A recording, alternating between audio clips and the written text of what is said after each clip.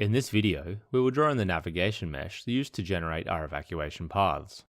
To draw in our nav mesh, we start by selecting the line tool from the sub toolbar.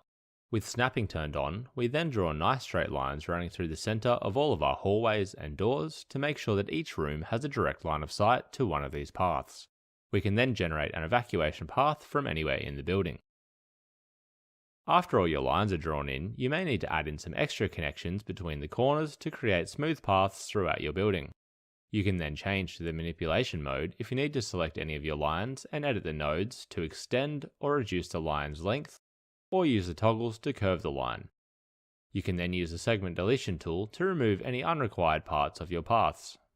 Once you have all the paths drawn throughout your building, you will then need to place in the targets on the end of each path. One target per exit to tell the software where you are trying to evacuate people to. Each target will create a new evacuation route for your plan. Plan Studio will set the closest target as the primary evacuation route, and all other accessible targets as secondary options. If you have any special circumstances within your building, you can then use the paint mode to add any path rules.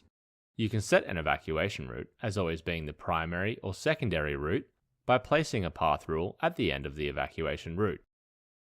You can also use these path rules to create a deviation in the path if the shortest route is not always the ideal way to evacuate.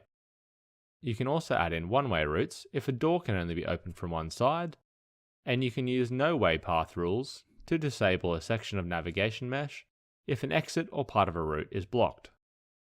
You can hide a section of evacuation route by using the invisible path rule.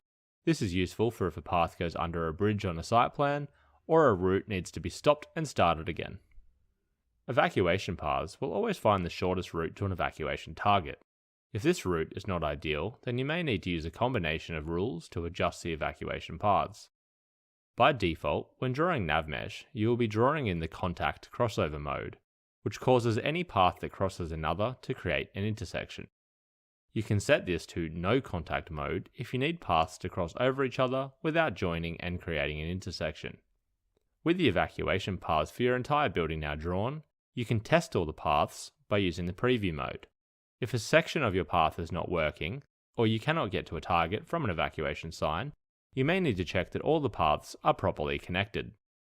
You can then select which specific evac paths you want each evacuation diagram to use by first selecting the evacuation diagram icon and then using the evacuation path mode tool, clicking the boxes at each target to turn a route on or off, or control all targets by clicking the checkbox at the evac sign. There are additional settings and properties that can be configured per evacuation sign that will be covered in a later video.